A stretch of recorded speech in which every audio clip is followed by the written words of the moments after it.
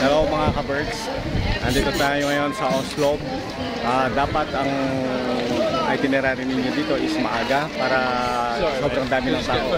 Kapag maaga kang pumunta, sigurado maaga kang makakapag-palista ng pangalan dahil sobrang dami ng tao, lalo na ngayong weekend. So dapat din, advice na namin sa inyo na meron kayong dalang sarili yung GoPro dahil yung inaarkilahan na GoPro dito ay nasa 550 each. Ideal kapag may mga turista pumupunta dito, mga weekend sila pumupunta. Kasi nga dahil sa weekdays hindi naman ganong sobrang tao.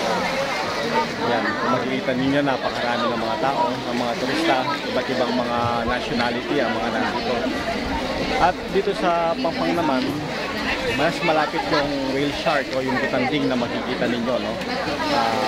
Ayan lang sila dahil doon malalim na, sobrang lalim na, kaya andito lang sa Pampang yung tinatawag natin butanding o yung whale shark.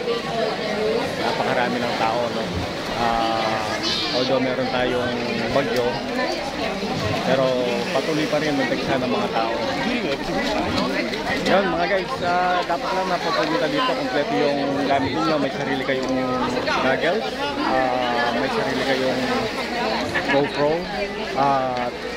siyempre pa mga protection na ginagamit. Pero bawal pala dito yung sunblock dahil pinagbabawal nila. Okay? So maya-maya lang, puntahan natin ngayon ang butanding para makita naman natin ng personal kung gaano kalaki. Okay, see you!